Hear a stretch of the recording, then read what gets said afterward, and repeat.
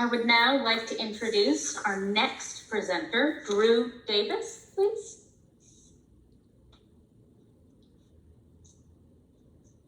Hello, welcome family and friends, and thank you for joining me today.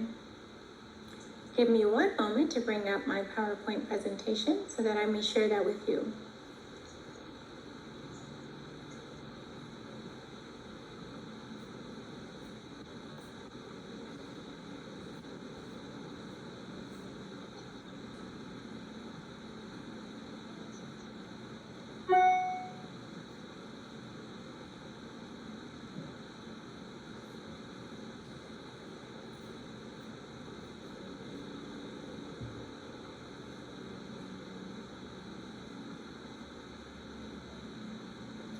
I'm sorry, one moment, let me resolve some difficulties.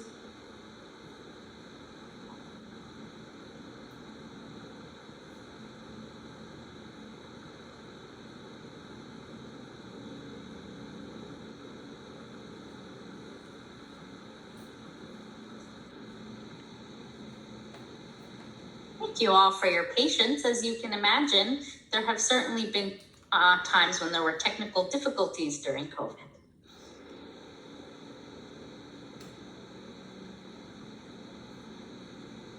All right, so first I'd like to give you some background information on who I am and why I wanted to research this particular topic. My experience in my undergraduate, I focus on American Sign Language, and I wanted to get more in-depth training. So I signed up for an interpreter training program, or ITP.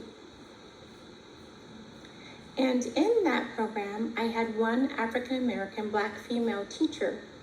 For 2 years, I had that same teacher, and I decided that I wanted to pursue my education. So I came to Gallaudet University to the master's program that I am in at this time. And again, I had one African-American female instructor. So throughout my career, I experienced two, throughout 6 years of education in interpreting. And I began to notice the sparsity of interpreters of color. In my hometown of Atlanta, Georgia, I was involved in a variety of organizations. The three listed here: the National Alliance of Black Interpreters, NAOB, National Black Deaf Advocates, NBDA, as well as the Black Student Union, or BSU, specifically at Gallaudet, the Gallaudet Black Student Union. So I went to a variety of different events, and I began to identify something in terms of my teachers and my colleagues and my mentors. They were all white, and they were not at those events. They were not socializing with that particular community. And so that led to this research. And I focused on three specific things. The first researcher talked about something that he called within society contact, which means that people engage in society of different ethnicities and different races. And when we have within society contact, we then begin to learn about other cultures and groups. And that's sort of not what happens here in America. People of color often experience racism. And there are two types of racism that they experience. The first is experienced from, being colonized, and is not racism that is hidden, but it is out in the open, and that is what I call dominated racism. That then leads to aversive racism, which is more something that is not noticed by others particularly. So I began to focus on aversive racism in articles that mentioned aversive racism. Typically talk about that coming from people who are liberal, who are educated, and who are white. Now, 87% of the interpreting profession identifies as being white. And so that led me to consider how this impacts the work that they do.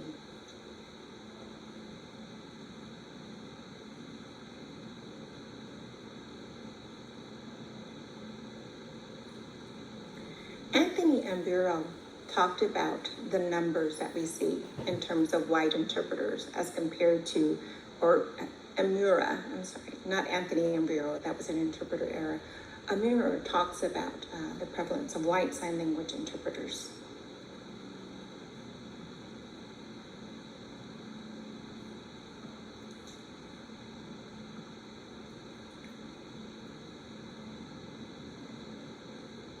So now speaking more to the research.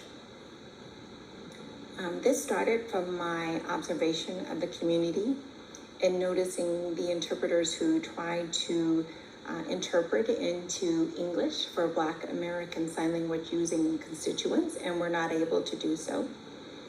I also thought about, what has happened over the years in terms of articles and books and magazines that have been written that talk about Black American Sign Language and have proven that it is a language. So again, with 87% of the field being white interpreters, that means that they are often presented with consumers who are deaf, who are people of color. One study that expanded on that more was a study by West Oyedele, Erica West Oyedele, and she talked about two specific scenarios. The first scenario that occurred was when there was a Black deaf consumer who said, you know what, I refuse to have a white interpreter.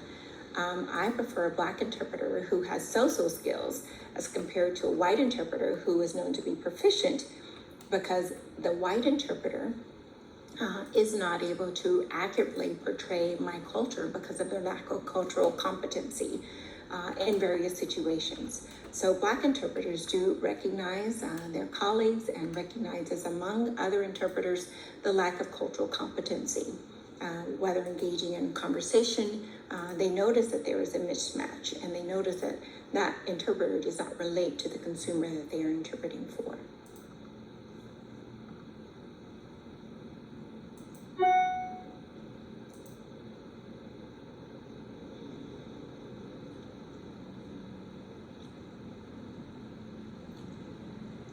So this is a quote that I would like to present from Joseph Hill, who talks about the fact that racism means that people of color are negatively identified or negatively impacted, and that somehow is overlooked by white people in terms of their relationship to that community, and so it affects them.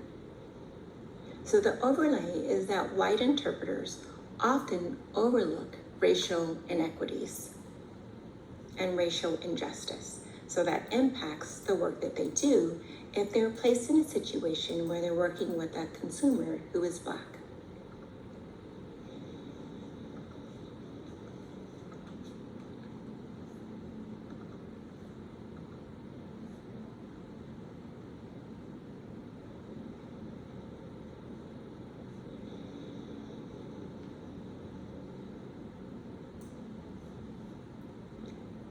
So the questions that came to the fore for me in terms of my research, I narrowed it down to two.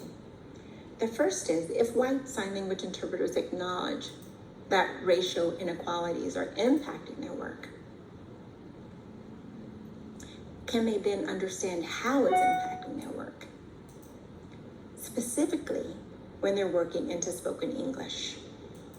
The second question has to do with, do they recognize or identify that a language being used is Black American Sign Language, which means they need to notice what information is missing for them, and then what do they do when that information is missing for them.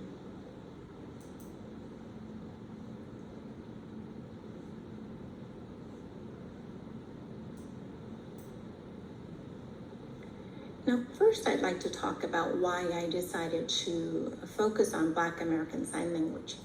This actually goes back to the recognition that there are two language variations that are long established. The first is African American vernacular English used by the African American Black community, as well as Black American Sign Language used by the Black deaf community because of their segregated schools that happened in the South, where students who were segregated because of their race had education in a different way. So it was de facto segregation that was happening in the North. It wasn't by law, but it was still occurring. So there were segregated facilities. Because those facilities were segregated, it led to the occurrence of language used by the Black community. And that language was termed African American Vernacular English, or AAVE. For the Black deaf community, they also came up with their own language, Black American ASL, or BASL. AAVE influences BASL. You may notice that in some words that are spoken, like when people say, my bad, which looks like this in BASL. Another example would be if someone were to say, girl, in BASL, it would look like this. So the sign is extended. There is more use of facial expression when that is communicated in Black American Sign Language. So when it is interpreted specifically into spoken English, sometimes there are omissions in that interpretation or confusions in that interpretation where that term is not communicated appropriately. So I wanted to research that more in depth because the interpretation is definitely mishandled in that situation.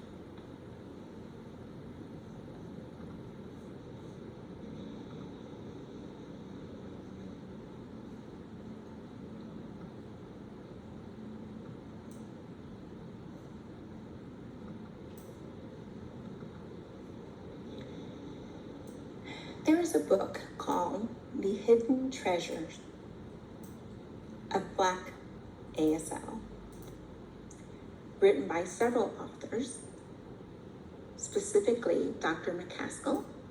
And in that book, they discuss 8 specific features of Black American Sign Language. And right now there are 8 listed there, but other potential features to be added as the research continues. So I focus on these specific features for my research, and I identified a video that had those features. I wanted to see if interpreters could handle what occurs in terms of the language being used. So I'll give a brief description of what those features are.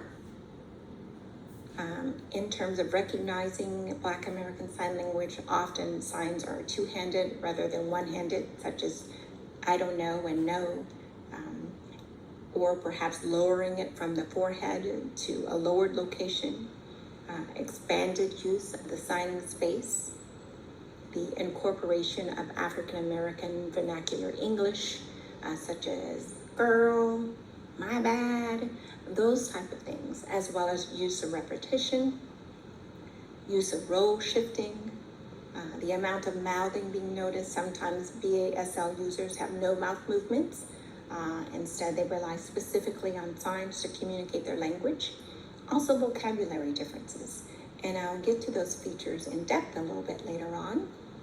But I do want to talk about, in particular right now, lexical items that are different between the 2 languages.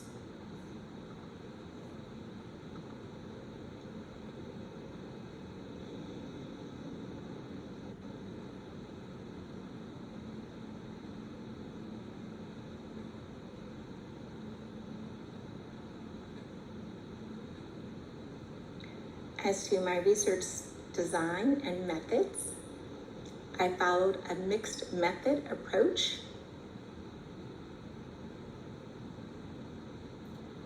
Based on that suggested by Crosswell. It was a quantitative study with a qualitative research lens. So that is what I used, or what framed my study. As far as the method, I also depended on another researcher, Nicole Schamberger, who did another study in terms of how interpreters of various races handle spoken English while using AAVE. The format of my study included the use of a YouTube video, and the signer on that is a Black deaf individual who gave a presentation. And so what my participants did was to view that presentation and then interpret for it into spoken English, and then I recorded it. It was 30 minutes in length. That included watching the presentation and also then doing a debrief session. During the debrief, we talked about their thoughts and concerns or anything that they wanted to express to me as a researcher. These participants included 3 I hear her talking. interpreters who were working. How long is this girl going to talk? While listening to the clients. Here we go. What were you told? So again, as to who the participants were, I won't show their names or faces. However, I will say that I'm using the graphic information to indicate that they were female participants. They self-identified as white, and their ages range from 23 to 46, so 23, 31, and 46 to be specific. Some attended college, some had actually attended graduate school. One of the interpreters, this is more specific information, actually identified as a child of deaf adults, which impacted my study because their first language then was American Sign Language.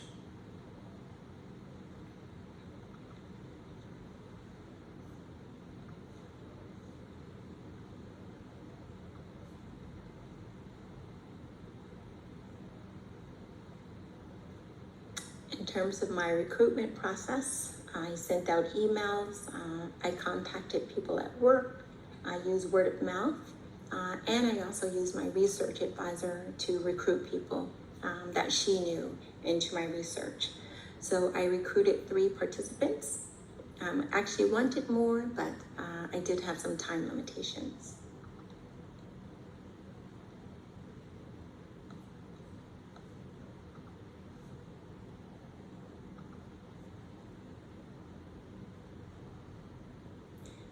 If you are a linguist, then you understand this 100%. If you're not, I am happy to explain, don't worry. Where I have the sections 1, 2, and 3, these are specific words or phrases, lexical items, and I took screenshots of those lexical items because I had to acknowledge that these were areas where my participants struggled or there were gaps in their interpretation, sometimes the radio silence. So I did want to document those particular parts of the interpretation. And there are 3 that occurred with all 3 interpreters. The first was the lexical items for tomboy. The second was this phrase that you see listed here, mean to you, of course, it's how it is glossed here. And then mom slap, as you see glossed on the last one. So these are some features of Black American Sign Language that are, of course, involved in the piece that they watched.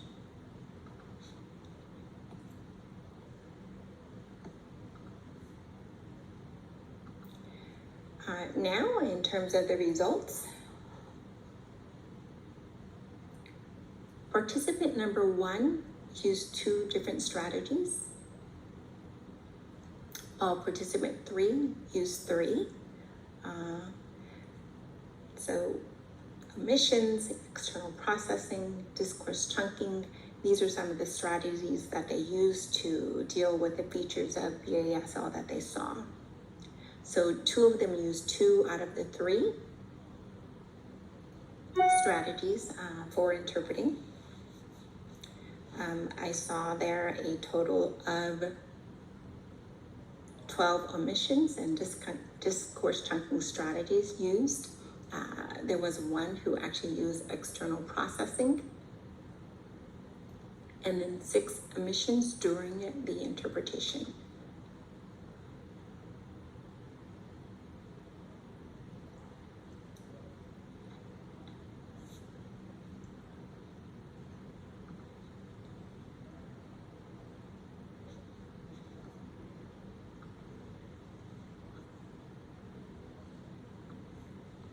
So as mentioned, after looking at the previous slide, we see that there were a total of 12 omissions and discourse chunking strategies used, and 2 instances of external processing as a technique.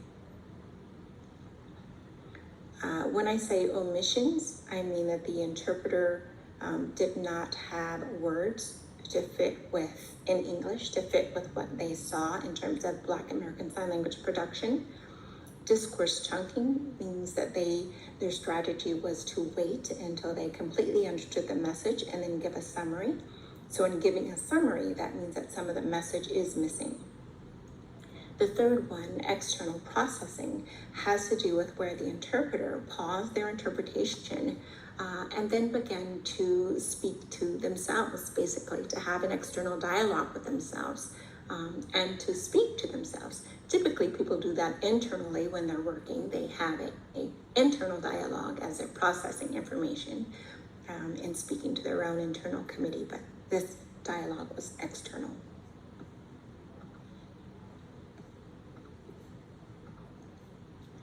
So sign language interpreting is not an easy task, we all know. We are often placed into a situation where we're not able to prepare as much as possible. And even if we do, there's still sometimes when we cannot match our consumer exactly. Of course, we want to do the best we can to improve our skills so that we're able to be a good match for our consumers.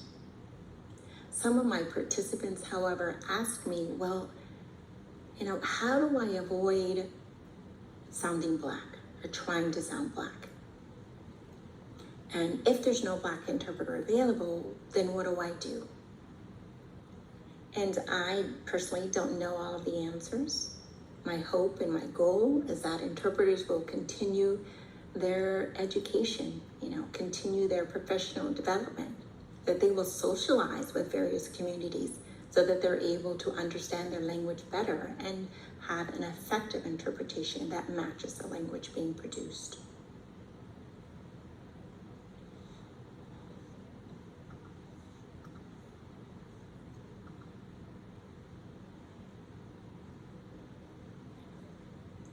My hopes as to future steps of this research is to expand it in 3 ways.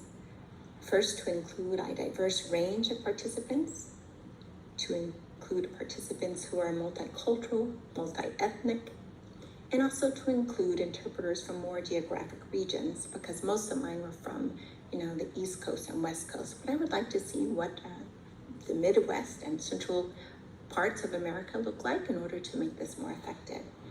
So I would also like to include perhaps not only Black American Sign Language, but also include the Latinx and Asian communities as well, in terms of seeing how their culture is impacted by the language used in their communities.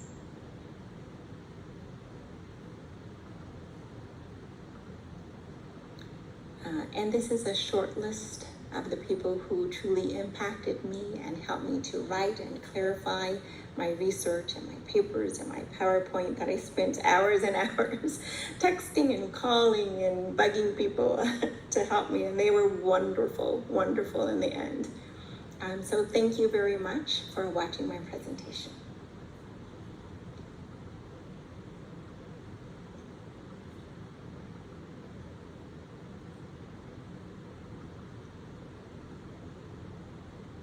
Great job.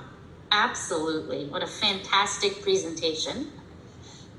Questions for the audience, from the audience? Any questions?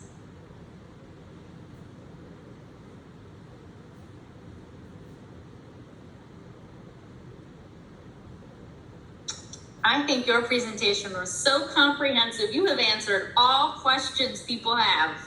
That's my hope.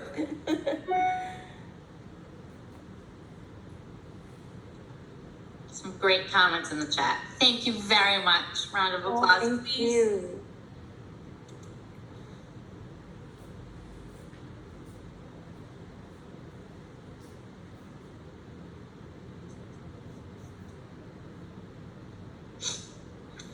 And Next, I would like to invite